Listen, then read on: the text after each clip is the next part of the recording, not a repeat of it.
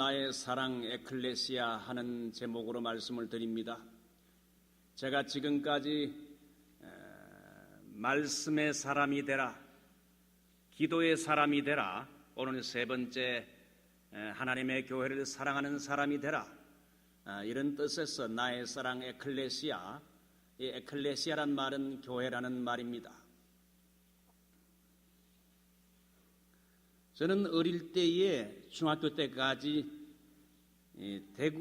대구에서 자라다가 중학교 2학년 때 우리 아버지가 목회하니까 부산으로 올라와서 부산에서 제가 이제 대학 시절까지 자랐습니다.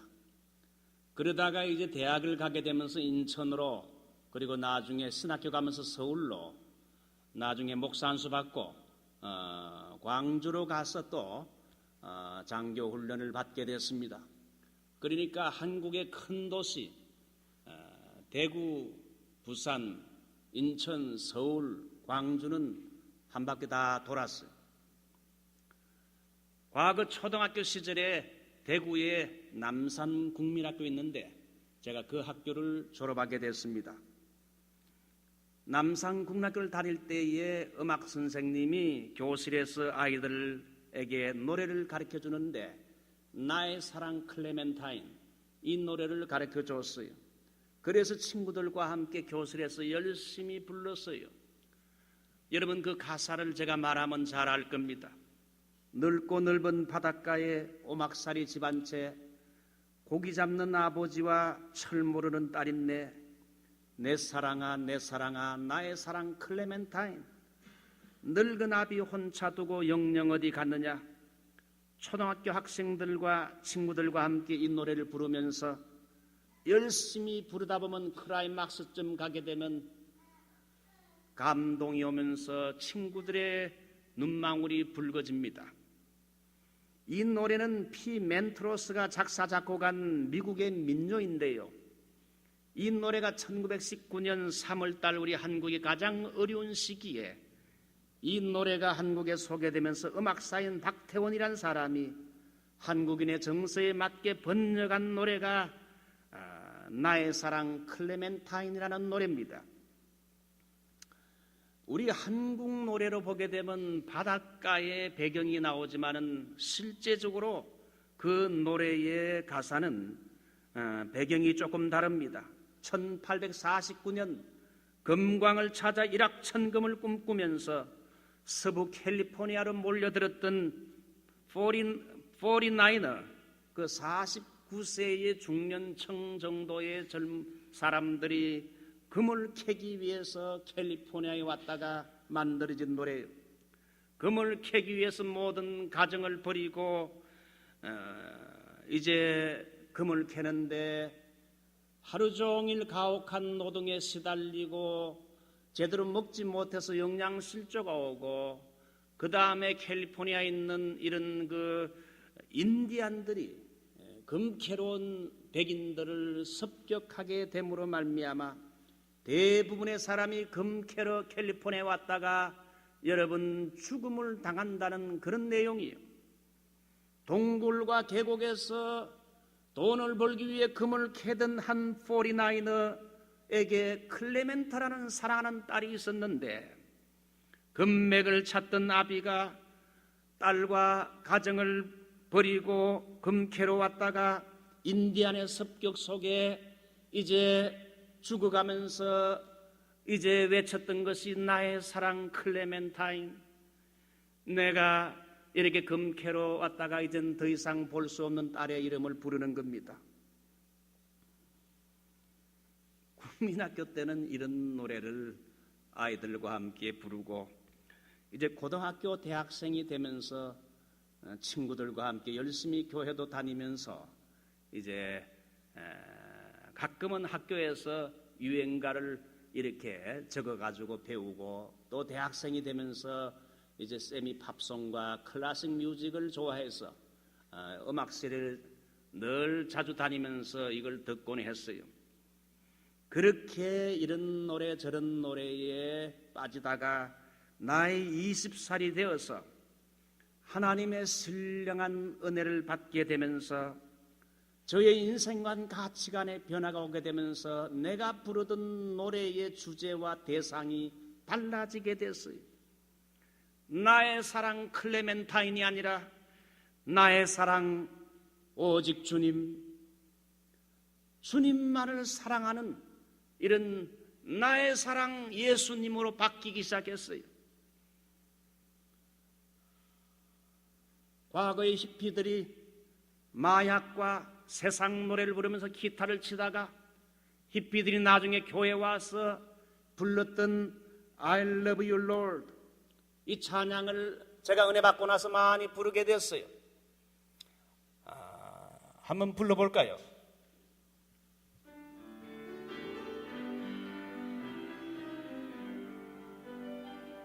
I love you, Lord, and I lift my voice to worship you, oh my soul, rejoice. Take joy, my King, in what you hear. May it be a sweet, sweet sound in your ear. 사랑해요, 목소리 높여 경배해요, 내 영혼 기뻐. 오 나의 주, 나의 목소리 주님 귀에 곱게 곱게 울리기.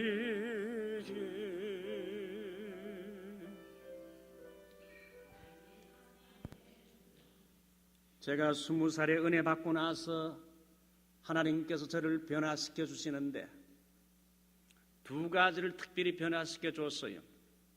제일 먼저는 그렇게 지루하게 생각되었던 교회 예배, 오늘 또 교회 가야 되는가?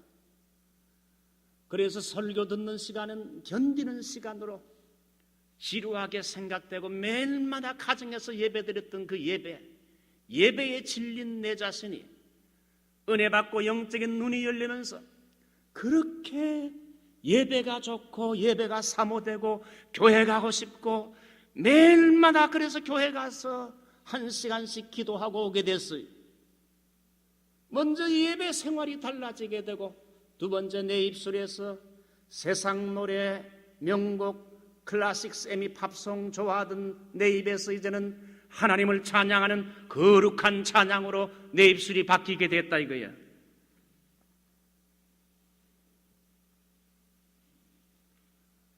이제는 주님을 사랑하는 대상이 둘이요. 사랑하는 대상이 둘인데 제일 먼저는 오직 주님, 두 번째는 오직 교회, 에클레시아.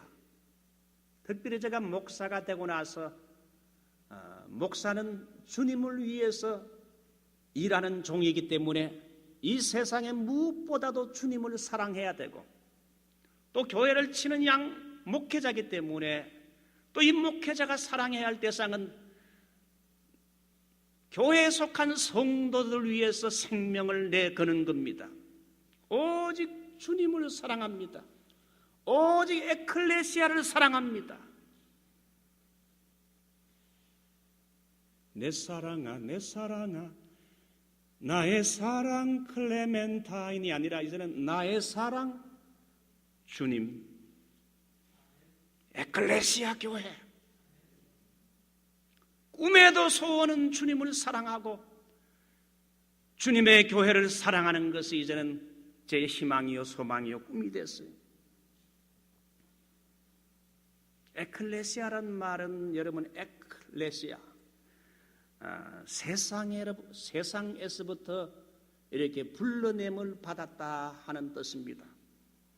암탉이 자기 새끼를 그 날개 아래 모음처럼 하나님은 죄악 세상에서 부름받은 자기의 백성들을 하나님의 교회로 하나님이 불러 모으신 것입니다.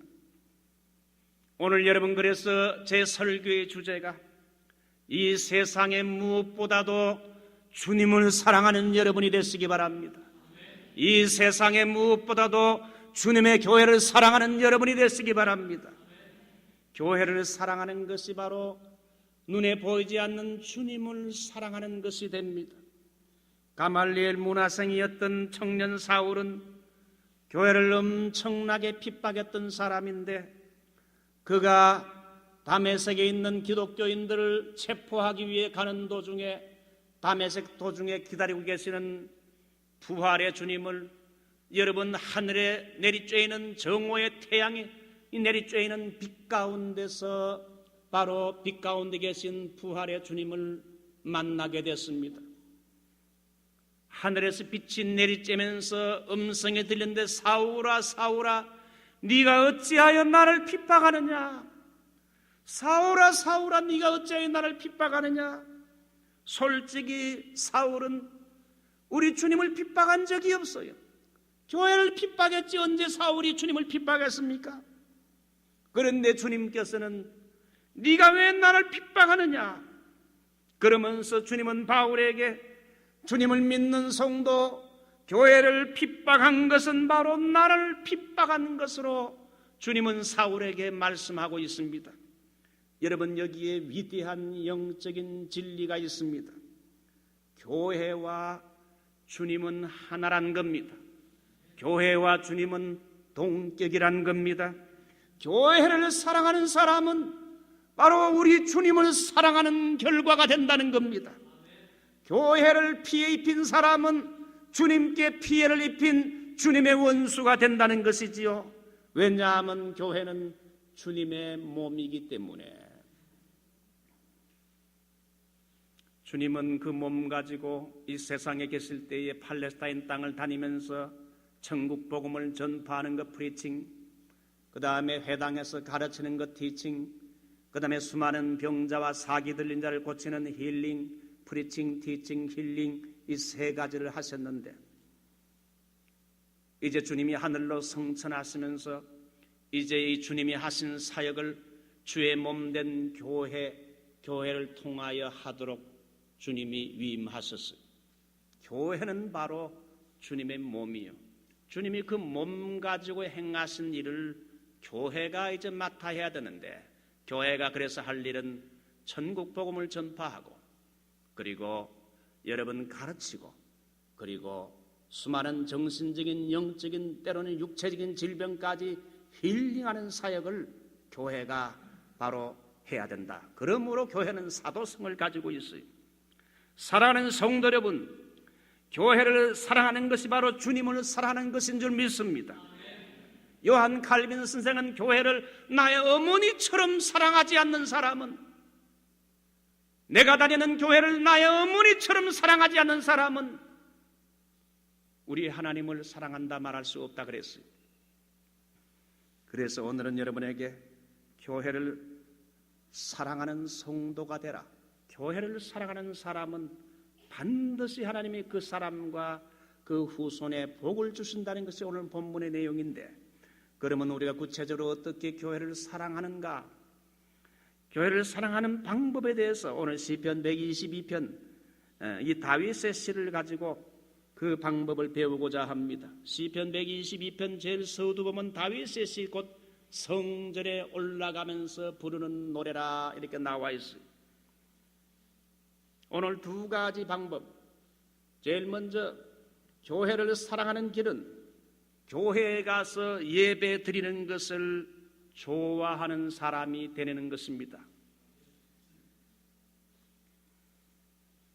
오늘 1절 한번 보십시오. 사람이 내게 말하기를 여호와의 집에 올라가자 할 때에 내가 기뻐하였도다. 다윗은 이스라엘의 절대 권력자인 왕입니다. 그는 왕궁에서 먹고 마시고 자고 부족한 것이 없이 누리는 부요 속에 사는 사람인데, 아랫 사람이 이제 다윗 왕에게 말합니다. 왕이시여, 여호와의 전에 예배하러 올라갈 시간입니다. 예배하러 올라가시지요. 이렇게 말하자 다윗 왕이 어떻게 응답했습니까? 영어 성경을 보면 I was glad. 이 다윗은 매우 기뻐했다고 말하고 있어요. 예배드리러 가자, 예배드리러 가시지요 할 때에 다윗은 매우 기뻐했다. 예배드리러 가는 것을 인생 최고의 기쁨으로 여겼던 사람입니다. 예배드리는 것을 인생 최고의 기쁨으로 여겼어요. 그 당시 성전은 백향목으로 지은 것이 아니라 시꺼멓틱틱한 염소 가죽으로 덮어 씌운 볼품없는 성전인데, 다윗은 백향목 궁에 살면서도 겉은 초라한 성전이지만은 성전 예배를 얼마나 사모했는지, 그는 good worshiper, 좋은 예배자였던 것을 볼 수 있습니다. 사랑하는 성도 여러분, 우리 주님을 사랑하는 여러분 길은 교회를 사랑하는 것이요, 또한 교회를 사랑하는 방법은 여러분 교회에 예배 드리는 걸 좋아하는 사람이 되는 겁니다. 나성 서북교회라 그러면은 여러분, 오늘 예배 드리는 여러분들, 주는 그리스도시요 살아계신 하나님의 아들이라고 고백하는 이런 베드로와 같은 올바른 고백을 가지고 있는 여러분 성도들이 모이는 캉그리게이션이 바로 나성 서북교회입니다. 그러면 이 건물은 뭐냐? 예배드리는 예배당, 교회당이라 할 수 있어요. 시골 교회에 어느 목사님이 부흥회를 하면서 여러분 교회는 그리스도의 몸입니다. 그러니까 그 교회 장로님이 그날 밤에 교회 담벼락을 이렇게 쓰다듬으면서 주님, 이것이 주님의 몸입니까? 이랬다는 거예요. 주님의 담벼락이 주님의 몸이 아니라 이 교회 모인 성도들이 여러분 캉그리게이션이 바로 이 주님의 몸이라 이거죠. 여러분, 건강한 사람과 병든 사람은 눈빛이 다릅니다. 살아있는 사람과 죽은 사람 역시 눈빛이 다르지요. 의사가 건강한지 죽었는지 살았는지 여부를 확인할 때는 먼저 눈을 여러분 들여다봅니다. 동공이 열리고 흐려 있으면 죽은 겁니다. 병든 겁니다. 살아있는 눈, 생명 있는 눈, 성공하는 눈은 늘 교회의 예배를 사모하며 어느 곳에 살든지 내가 다니는 교회의 예배를 사모하며 예배당의 강단을 향해 바라보는 눈을 가진 사람이라 할 수 있어요. 벌써 이미 은혜로운 사람은 성전을 사랑하며 강단을 바라봅니다. 부흥하는 교회, 은혜로운 교회, 축복받은 교회의 특징이 뭡니까? 온 교회를 열심히 모여서 강단을 향해 집중해서 바라봅니다. 믿음을 가지고 집중해서 강단을 바라보게 되면 한 시간의 예배를 할지라도 엄청난 태양 에너지가 대지를 향해 내리쬐이는 것처럼 은혜의 에너지, 능력의 에너지, 축복의 에너지가 예배드리는 그 시간에 강단을 바라보는 성도에게 여러분 내리쬐는 것입니다.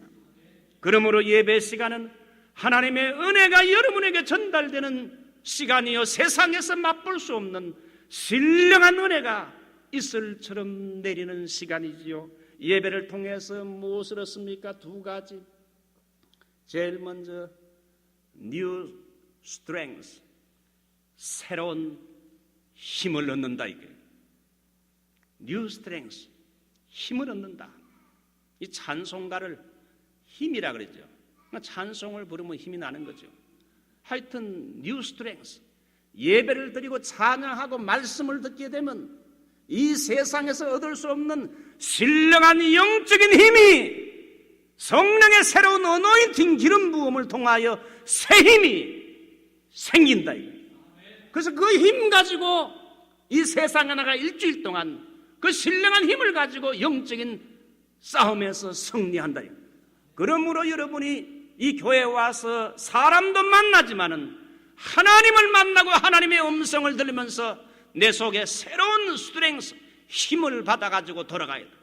두 번째는 뉴 캐릭터, 새로운 성품이 나에게 만들어진다. 이거 예배를 잘 드리게 되면 하나님이 우리의 이 완악하고 죄 많은 성품에다가 그리스도의 성품을 접붙여 주세요. 그래서 자꾸 예배를 드리다 보면 주 예수 내 맘에 들어와 계신 후 변하여 새 사람 되고 점점 변하여 새로운 사람으로 바뀌어진다는 겁니다.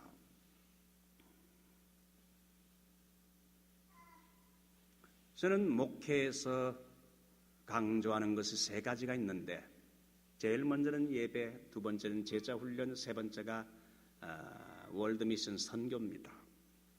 특별히 목회에서도 가장 강조한 것이 워십, 예배입니다. 예배를 가장 강조하는 목회자입니다. 목회자는 여러분들을 훌륭한 좋은 예배자로 만드는 것이 목회자의 사명이에요. 제자훈련도 수십 년 해왔지만은 제자훈련의 역시 목표 역시 좋은 good worshiper, 좋은 예배자를 만드는 겁니다. 좋은 예배자가 된 후에 그 다음에 이제 일꾼이 되고 재생산 사역자가 되는 겁니다. 먼저 좋은 예배자가 안 된 사람이 교회에서 일하는 것은 위험한 일입니다. 은혜 안 받고 일만 하면 일을 하는 게 아니라 일을 만드는 것이기 때문에 먼저 좋은 예배자가 돼서 예배를 통하여 충만한 은혜를 받고 그 힘을 가지고 하나님의 공급하는 힘을 가지고 하나 이상의 일을 맡아서 이제 교회에서 봉사하고 밖에 나가서 또 전도하는 재생산 사역자가 되게 합니다. 신앙생활의 가장 중요한 우선권의 문제는 바로 예배 드리는 겁니다. 예배를 우리 교회의 정기적인 예배, 여러분 오늘 주일날 교회 잘 오셨습니다. 참 잘 오셨습니다. 여러분을 주님의 이름으로 환영합니다. 오늘 예배 참석한 여러분에게 하나님의 축복이 있으시기 바랍니다. 여러분 주일 예배뿐 아니라 여러분 금요일 날도 예배가 있는데 금요일 날도 오시고요. 또 하나님이 더 힘 주시면은 새벽 기도해도 여러분 오십시오. 예배를 잘 참석하고 예배를 좋아하는 교인, 이 사람이 좋은 교인입니다. 제 말 잘 들으세요. 좋은 교인이 누구냐? 목사가 볼 때 예배 잘 참석하고 예배 잘 드리는 교인이요 제일 사랑스럽고 좋은 교인이라. 용서하고 들으십시오. 이 가운데는 장로님도 계시고 안수사님도 계시고 권사님도 계시지만은 아무리 교회의 중직의 직분을 받았다 하더라도 예배를 소홀히 하는 사람은 기본 훈련이 안 된 사람이에요. 교회를 위해서 이런저런 많은 일을 물론 해야 되지만은 먼저 예배를 잘 드리는 좋은 예배자가 되는 것이 우선권이에요. 여러분 교회에 힘은 예배를 잘 모이는 겁니다. 모이자 할 때 꽝꽝 잘 모이는 교회가 힘 있는 교회입니다.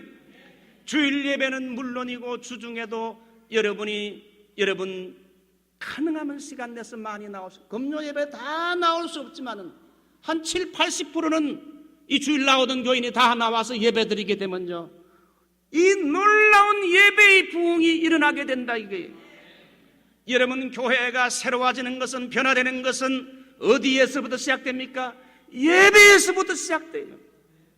잘 모이는 예배를 통해서 예배의 부흥이 일어나면서 교회는 놀랍게 힘을 얻고 여러분 부흥하게 된다는 겁니다. 그러므로 교회의 변화는 다른 데서 오지 않습니다. 먼저 예배에서 변화가 시작이 됩니다. 여러분 교회가 변하길 원한다면, 우리 나성 서북교회가 과연 변화되길 원한다면 예배의 생명을 걸어야 됩니다.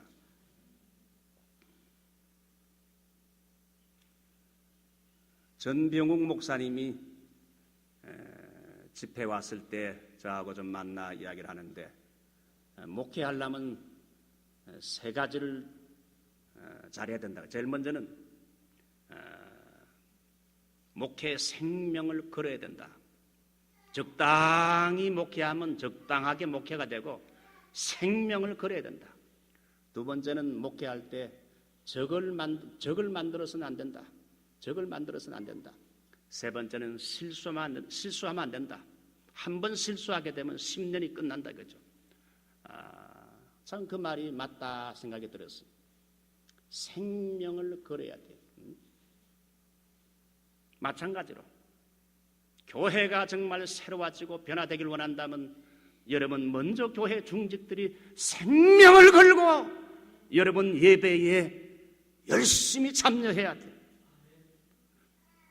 생명을 걸고 예배하는 그 장소에 하나님의 은혜의 불이 떨어진다 이거예요.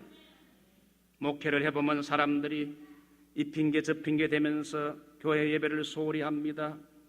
목사님 너무 멀어서 피곤해서 바빠서 힘들어서 기분이 좋아서 기분이 나빠서 못 옵니다. 여러분 우리의 이 삶의 priority, first priority, 제일 첫 번째 우선권은 먼저 여러분 하나님과 나와의 관계에서 이 좋은 예배자가 되는 게 이게 우리 이민생활에 좋은 예배자가 되면요 신앙생활에 승리가 오고 좋은 예배자가 되면 이민생활에 승리가 오는 줄 믿습니다. 그래서 옛날 이스라엘 백성들이 광야에서 텐트 생활할 때 여러분 이스라엘 백성들의 장막의 그 중간에 여러분 장막 성전 태브네클 장막 성전이 있었고 장막 성전을 친 그 동서남북으로 12지파가 여러분 텐트를 치고 이 광야 생활을 했어요. 그러니까 항상 집에서 저쪽을 보게 되면 늘 교회당이 보이는 겁니다. 이게 뭡니까? 늘 광야와 같은 이스라엘 백성들은 교회 중심의 생활, 주님 중심의 생활을 했다는 것을 말하는 게 아니겠습니까? 히브리 기자는 말세의 징조 중에 하나가 잘 안 모이는 습관을 가진 사람들이 많을 것이라고 예언했습니다.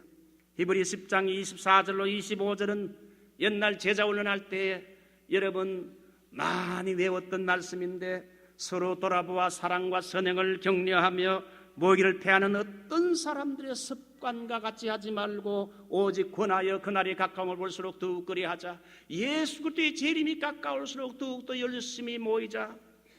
모이기를 패하는 어떤 사람들의 습관과 같이 하지 말고, 그래서 여러분 누구를 전도하게 되면 아이고 주일날만 오면 돼 그렇게 하지 말고 아예 전도한 그 사람 교회 발을 디디는 그 순간부터 처음부터 아예 새벽 기도부터 시작해서 금요 예배 모든 집회 예배에 참석하도록 그렇게 처음부터 훈련을 시켜야 되는데 이 질을 잘못 들으니까 10년 20년이 돼서야 이제 겨우 새벽 기도하는 사람이 된다 이겁니다. 저는 어렸을 때부터 어머니 등에 업혀 교회를 갔습니다. 초등학교 때는 대구 남산동 1가 123번지에 살면서 대구 서연교회를 다녔는데 누나와 형과 동생과 함께 손을 잡고 이렇게 30분 정도 걸어가지고 여러분 그 서연교회를 다녔어요. 저는 어렸을 때부터 최소한 일주일에 3번은 교회 가서 예배 드리는 것을 부모에게 훈련받아서 주일 예배, 주일 저녁 예배, 수요 예배는 어김없이 고등학교 입시가 여러분 몇 달 남아서도 고등학교 3학년 때까지 일주일에 3번은 우준하게 이 교회 생활을 했어요. 여러분 이민 생활이 바쁘지요. 여러 가지 어려움이 많지요. 일주일에 3번 여러분 교회 오라 하게 되면 이것이 무리한 요구가 되겠습니까? 제가 보병 26사단 73년대 군무로 있을 때에 한 번은 주일 예배를 드리기 1시간 전부터 비가 오기 시작하는 겁니다.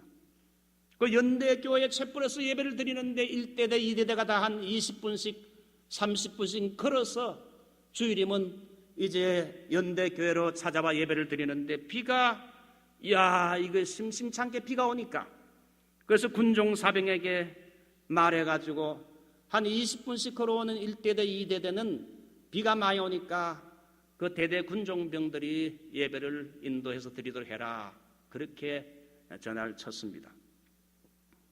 이제 예배 시작 한 10분 전쯤 됐을 때에 저 멀찍이에서 군화 소리 발자국 소리와 함께 열을 맞춰서 교회로 오는 이런 소리가 들려서 밖에 나가 보니까 이대대 사병들이 한 30명이 비가 그렇게 오는데도 비를 쭉쭉 맞고도 그들이 교회에 와서 예배를 드리려고 줄을 서가지고 이렇게 발 맞춰서 교회당을 향해 오는 걸 보았습니다. 그때 제 마음이 뜨거워지면서 얼마나 사랑의 마음이 드는지, 이 병들이란 군종병이 말합니다. 목사님 예배 드리는데 이 정도 비 오는 거 가지고 겁나서 교회를 못 나오면 그게 크리스찬이라 할 수 있습니까? 거기에 참 귀하구나. 지금도 기억이 생생해요. 억수같이 비가 쏟아지는데도 주일 예배를 드리기 위하여 20분씩 비 맞고 오는 그 이대대 사병들. 제가 그때 느낀 게 뭔가 하면 예배에는 조건을 달지 말고 생명을 걸어야 된다는 걸 배웠어요. 목회에도 생명을 걸고 예배 드리는데도 생명을 걸어야 교회의 역사가 일어난다 하는 것을 저는 그때 뼈저리게 느끼게 됐어요. 우리 교회가 부흥되길 원합니까? 성장하길 원합니까? 놀라운 변화가 일어나길 원합니까? 우리 교회 예배에 여러분이 생명을 내걸고 예배에 참여해야 됩니다. 교회 예배를 잘 참석하는 사람이 어떤 복을 받느냐? 신명기 28장 6절로 7절 말씀처럼 네가 들어가도 복을 받고 나와도 복을 받을 것이라. 우리 서북교회에 들어가도 복을 받고 들어가면서 복을 받고 나가면서도 복을 받고 이런 놀라운 복이 여러분에게 있으시기 바랍니다. 악한 자가 한 길로 왔다가 7길로 도망하게 된다. 예배를 잘 드리는 자에게 주시는 하나님의 축복인 줄 믿습니다. 자,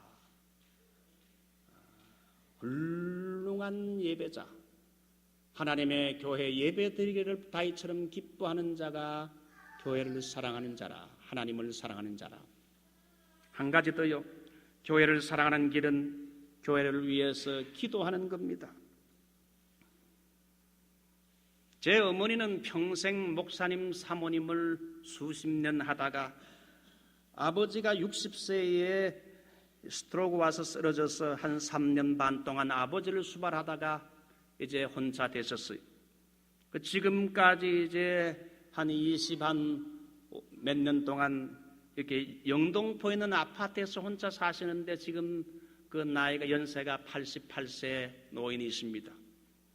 제 어머니는 아침에 일어나게 되면 제 아들 쌤이 제 설교 CD를 매주일 하나씩 받아가지고 한 달 정도 모아가지고 한국에 이렇게 보내주는데, 그러면 그 설교를 일어나서 아침 일어나자마자 설교를 듣고 또 듣고 하루 종일 또 잠자기 전에도 듣고, 그리고 설교 듣고 끝나면 또 텔레비에 나오는 기독교 목사님들 설교를 듣고, 그렇게 해서 거의 제가 보내주는 CD를 갖다가 한 4번, 5번 이상 계속 반복해 듣습니다. 어머니니까 자기 아들 설교가 귀하다고 생각하겠죠. 은혜가 참 되는 설교는 제 여동생들이 방문하게 되면 얘야, 네 오빠 설교 좀 들어봐라, 그러면서 CD를 이렇게 전달해 주는 겁니다. 어머니는 제가 처음에 목사 될 때, 야, 네 아버지 그렇게 고생하는 거 봤는데 또 네 평생 설교 준비하는 거 또 내 눈으로 봐야 되겠느냐 그랬는데, 이제는 목사가 된 아들이 자랑스러운가 봅니다. 저는 간혹 한국을 방문해서 어머니 아파트에 도착하게 되면, 어머니 저 왔습니다. 오래간만에 1년 혹은 2년 만에 방문하여 어머니 왔습니다. 이제 올해 안에 혹은 내년에 언제 돌아가실지 모르는 이제 마지막 방문이 될지도 모른다는 생각에 어머니 저 왔습니다. 인사를 드리게 되면 그래 이 목사 왔어, 반갑게 맞이합니다. 저는 지금 집이 하버시티에 있는데 우리 나성 서부교회까지 오려면 30분 정도는 좋게 드라이브 해야 되고 트래픽이 막히면 1시간 정도 걸립니다. 한 30분 정도 운전해서 교회당에, 우리 나성 서부 교회당에 들어오게 되면 제일 첫 마디가 하나님 저 왔습니다. 하나님이 저를 이곳까지 인도하셨습니다. 하나님이 저를 지금까지 목회자로 부르셨는데 저의 부족을 아시지요. 하나님, 오늘도 하나님이 은혜를 주십시오. 은혜 주셔서 주신 사명 감당케 해주셔서, 그리고 기도 후에는 성전을 향하여 손을 들고 외칩니다. 생수의 강이 이 강단에서 흘러 넘칠지어다. 생수의 강이 이 강단에서 흘러 넘칠지어다. 강단을 향하여 여러분이 외쳐주시기 바랍니다. 교회 와서 해야 할 일은 먼저 주님, 저의 죄를 용서해 주십시오. 그런 다음에 교회를 위해 기도하는데, 교회를 위해 기도할 건 두 가지. 오늘 성경 보게 되면 제일 먼저 교회의 일치를 위해, 홀리 유니온, 거룩한 일치를 위해서 기도하라고 말합니다. 그것이 3절 예루살렘은 조밀한 성읍같이 건설되었도다. 히브리어 원문 성경을 보게 되면 조밀한 성읍을 빽빽하게 짜여진 성으로 표현하고 있습니다. 칼빈은 이걸 해석하기를 교회 공동체는 빽빽하게 짜여진 예루살렘 성처럼 성도들의 마음이 이리저리 갈라지거나 흩어지지 않고 거룩한 일치가 되는 것을 말한다. 칼빈은 주석에 그렇게 표현을 했어요. 교회가 수천 명, 수만 명 모이는 것도 좋지만은 교회는 하나가 되고 일치가 되는 것, 군대가 힘이 강한 것은 명령하에 일사불란하게 움직이는 질서와 일치가 있다는 겁니다. 하나님의 교회도 영적인 군대와 같아요. 여러분, 교회의 리더는 장로님도 아니고 여러분 담임 목사인 것입니다. 담임 목사를 중심으로 하여 온 교인들이 일사불란하게 순종하며 나아갈 때에 교회는 영적인 군대와 같이 힘을 얻는 줄 믿습니다. 교회의 힘이란 건 하나 되는 겁니다. 여러분, 고린도 교회의 약점은 분열이 있었어요. 그래서 바울은 고린도전서 1장 10절에 같은 말, 같은 마음, 같은 뜻으로 온전히 합하라. 오늘날 이민교회는 겉으로는 안정돼 보이지만 속으로 일치되지 못한 교회들이 얼마나 많습니까? 바울은 에베소서 4장 1절에 하나 되게 하기 위해서는 모든 겸손, 휴밀리티, 모든 말과 행동에 늘 겸손하고, 두 번째는 온유, 세 번째는 오래 참아주라. 서로의 실수와 허물을 오래 참아주고 덮어주라는 겁니다. 그래서 교회를 위해 기도하고, 교회의 일치를 위해 기도하고, 두 번째는 교회의 평안을 위해 기도하라. 6절 보면 예루살렘의 평안을 구하라. 평안을 위해 기도하라. 부모가 자식을 기를 때에 자식들이 서로 사이좋게 지내는 거, 이게요 부모의 기쁨이라 할 수 있습니다. 하나님도 교회가 여러분 성도들이 서로 화목하게 지내는 거, 이거 하나님이 제일 기뻐하지. 이야기 하나 하고 마치게, 과거 헬라의 대표적인 두 도시 국가 가운데 아테네와 스파르타 국가가 있었지요. 두 나라의 국민성이 대조적인데 스파르타식 훈련이란 말이 나올 정도로 온 국민에게 강한 군사 훈련을 시켰던 스파르타는 그렇게 나라가 강한 것 같았는데 지금은 온데간데 없이 사라지고 흔적도 없습니다. 남의 나라와 영토를 빼앗기 위해 전쟁에 승리하기 위하여 모든 국민에게 투쟁적이고 공격적인 스파르타식 아주 어그레시브한 이 훈련을 시켰음에도 불구하고 스파르타는 결국 역사가 흐르면서 망하여 폐허가 되고 말았어요. 지금은 아테네는 존재하고 있어요. 아테네는 스파르타와는 달리 온유하고 평화를 좋아하는 아테네는 운동 경기를 열고 일체 전쟁 행위를 중단하고 스포츠맨십은 평화를 사랑하는 마음에서 나온 거지요. 그래서 평화를 사랑하는 마음으로 여러분 올림픽 운동 경기를 이 아테네에서 실시하고, 평화를 상징하는 아테네는 결국은 지금까지도 살아남아서 존재하고 4년마다 올림픽이 열리는 것이 아테네에서 시작이 됐잖아요. 싸움과 남을 공격하고 여러분 남을 집어삼키는 이런 공격자는 역사적으로 다 망하고 이름도 없고 다 사라지고, 오히려 싸움하게 되면 당하고 약하게 보이고 비리비리하게 보이고 이런 온유한 자가 결국은 여러분 평화를 사랑하는 민족이 오래간다는 거예요. 여러분 동물의 세계를 봐도 여러분 싸움 제일 잘하는 사자나 호랑이, 여러분 표범 같은 동물들이 지금 여러분 동물계의 왕자요 왕이지만은 그들이 지금 다 어디 갔습니까? 산소 깊은 곳에 숨어 들어가 있고 지금은 점점 씨가 말라 멸종하고 있어요. 백두산 호랑이 여러분 본 적이 있습니까? 볼 수가 없어요. 다 멸종했어요. 그러나 온유하고 비리비리하고 약하게 잡아먹히는 짐승이나 토끼, 다람쥐 같은 것은 힘도 약하고 비리비리한데 남에게 잡아먹히는 동물이지만은 온 지면과 산을 다 덮고 있어요. 그들이 오히려 산을 정복하고 있어요. 강한 자가 이기는 것 같지만은 약하게 보이고 온유와 화평을 좋아하는 자가 결국은 최후 승리한다. 왜 화평해야 되는가? 8절 보면 내 형제와 붕우를 위해서. 이 붕우는 컴패니언, 동료, 친구를 말합니다. 우리 예수 믿는 성도들은 다 주 안에서 한 brother, 친구이기 때문에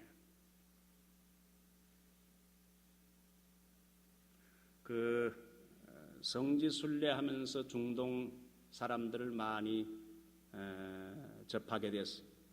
중동 사람들과 가까이 할 수 있는 길은 그 중동 사람들에게 처음 만날 때 My friend 그렇게 하면 굉장히 좋아해요. 그 사람들이.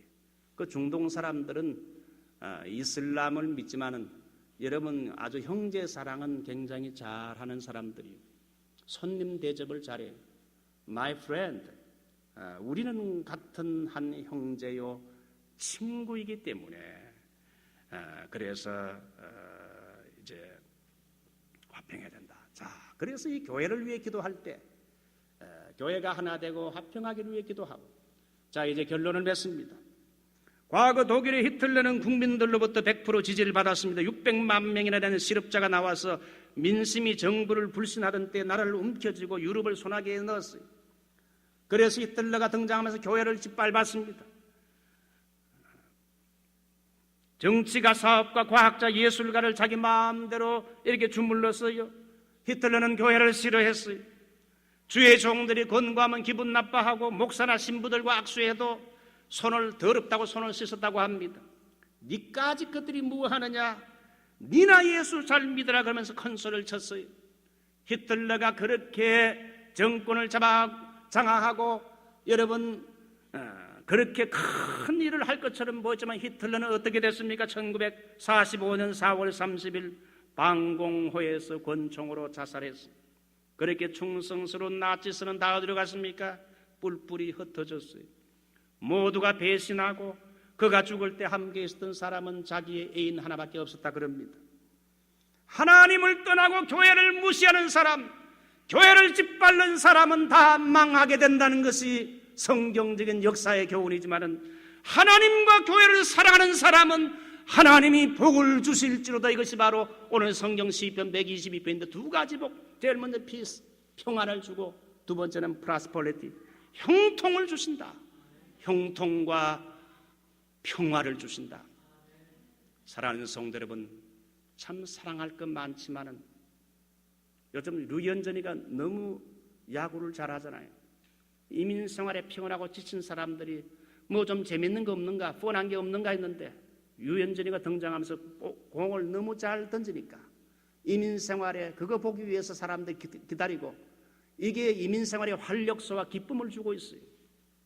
저도 그거 참 좋아하는데 그 야구 보는 것도 좋지만은 골프하는 것도 좋지만은 낚시하는 것도 좋지만은 교회 예배를 여러분 기뻐하시기 바랍니다. 그리고 교회를 위해서 기도하십시오. 생명을 걸고 하나님의 교회를 사랑하고 예배에 여러분 헌신하십시오. 하나님의 축복이 여러분에게 있으시기 바랍니다. 우리 한번 다 같이 말씀을 생각하면서 한번 기도하겠습니다.